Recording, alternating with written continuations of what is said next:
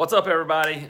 Man, I'm so glad you're here. This is our third video on this channel, and if you enjoy having a conversation about church and about how it can be better and maybe how we can get rid of some of the stuff that's not so good because you maybe believe that church is maybe has a chance at being the thing that makes a positive impact and can change communities through change people, then I would love for you to be a part of this conversation. And so you could subscribe to this channel. I would love to see your comments below. Today we're going to talk about the real, like what I think, and I could be wrong, I think the real reason that men don't like church as much as women.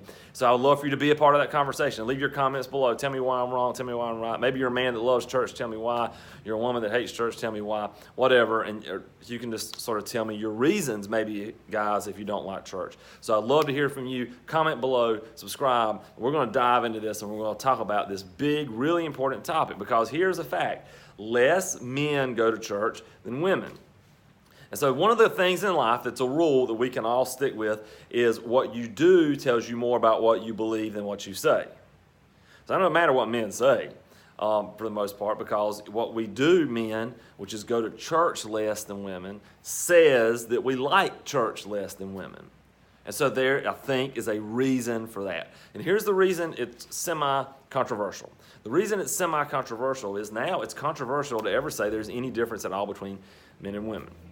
So I want to hit the pause button, and I want to say this.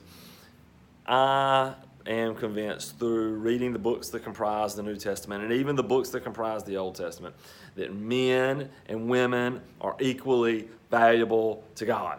Like, we're equally important. We're equally sacred. We're equally made in the image of God.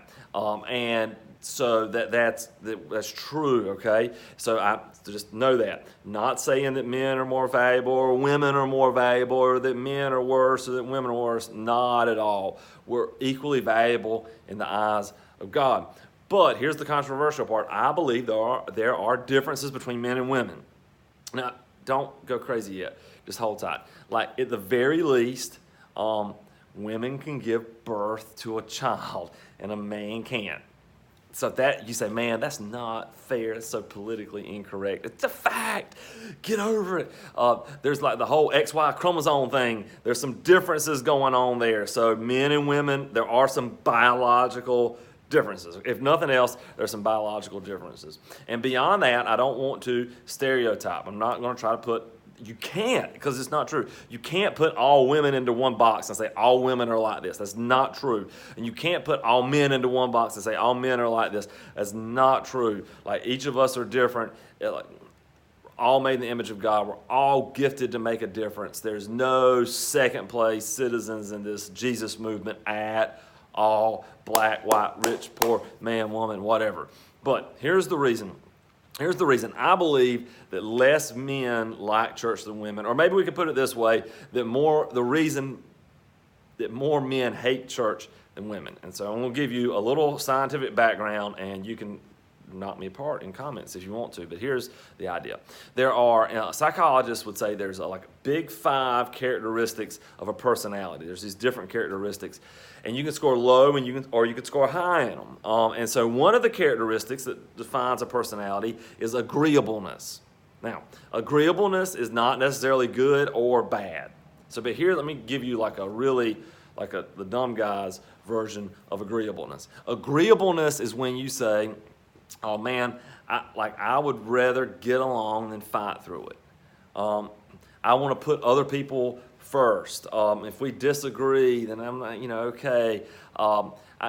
Agreeableness is sort of like the kind of person you probably actually want to, be with.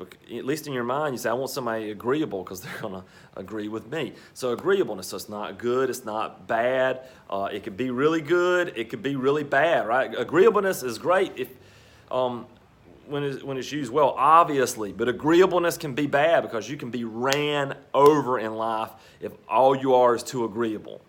And if you get ran over in life, even though you may continue to look agreeable on the inside, you will become angry and bitter, and you'll be one of those agreeable, mean people, which means you become passive-aggressive, and nobody likes that. So there's agreeableness. It can be good. It can be bad. So, but here's a fact. You ready? Here's a scientific fact.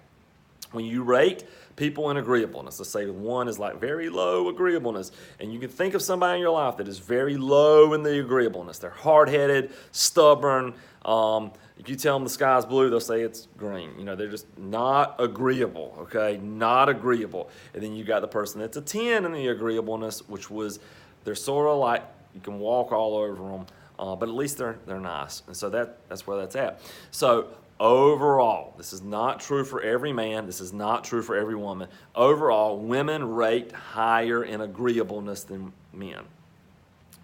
It's like it's a fact, okay? That does not mean every woman is more agreeable than men. There are exceptions to this rule, definitely. So you may be the hard-headed woman. You rock on because God made you probably like charge the gates of hell and tell them to get out of your way, and so make a difference. Good. And there are men who are more agreeable, and you don't need to be ashamed of that. God made you to be a peacemaker, and who knows? But so it's not true for everyone, but overall, women rate higher in agreeableness than men. Just like it's not true that every man hates church. There's some men that love church. And just like it's true that not every woman loves church, there are definitely many women anyway. So we're not putting everyone into a bucket. We're just saying overall, women rate higher in agreeableness and men rate lower in agreeableness. And here's where I think the problem is in church. We have taken the gospel and we have narrowed the Jesus message down to this. You ready?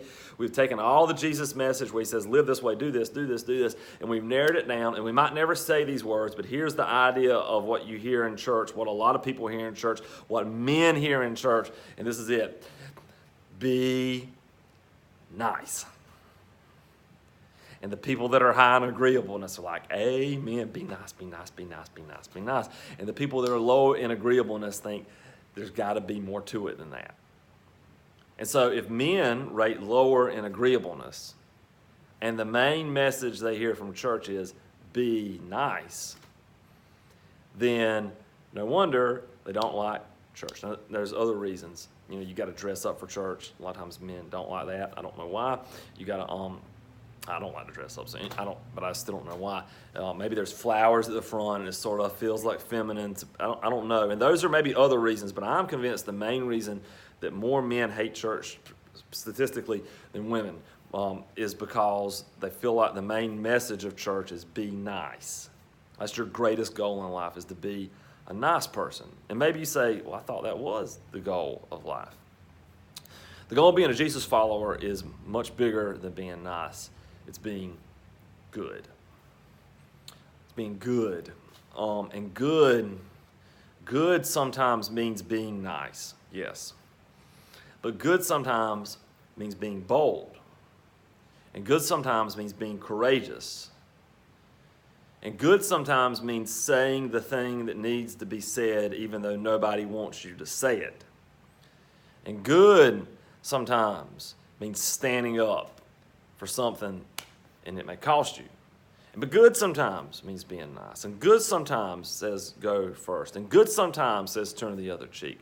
But good sometimes picks up its cross, even though it's difficult. And good sometimes stands up to the religious leaders called the Pharisees and says, you're like whitewashed tombs. You're white on the outside, but you're full of dead bodies on the inside. That's a Jesus quote. And I don't know any person that could possibly characterize Jesus' quotes to the Pharisees as being nice. They're not nice. Jesus was not always nice. Jesus was not always nice to his disciples. He scolds them at times. And so in the church, we have taken the message of Jesus and we have sort of turned it into this thing, and we've just emphasized the idea of being nice. And no wonder men are running away. So here's my challenge to myself as a leader in the church, and my challenge to any of you that are leaders in the church. Why don't we start casting a vision for being followers of Jesus that is way bigger and way more intimidating than being like a pushover? Why don't we start casting a vision that being a follower of Jesus means being good and brave and courageous and honest and kind and forgiving and bold and all those things that Jesus looked like.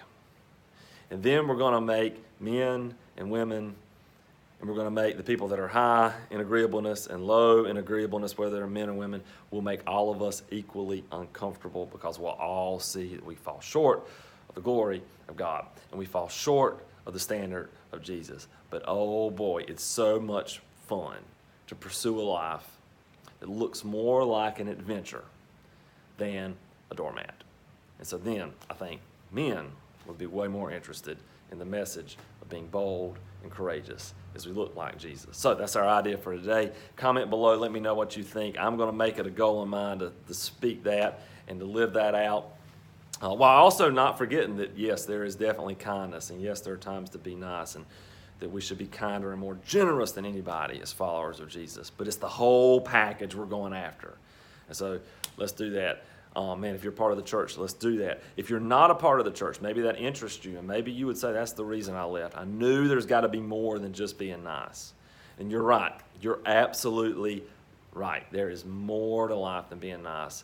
Man, it's about being good. And I'm convinced that Jesus gives us the greatest, by far, there's not even a second place, the greatest model of what it looks like to be good, to be fully human in the way we're meant to be. And man, it is so multifaceted, and it is so intimidating, and nobody does it perfect. But I know this, I know trying to look like Jesus and trying to follow his teachings, trying to be obedient to him is an adventure. So let's step into this together, men and women, all equally made in the image of God, all equally called to be a part of the church mission to change the world with the good news of Jesus. We're in this together. We're all different, men and women, black and white. I mean, all of us are different. We're all made different. But man, let's preach the whole good news of Jesus and cast a vision that looks like Jesus, not just one part. And so men, I'm telling you, church is for you, and it's about more than being nice.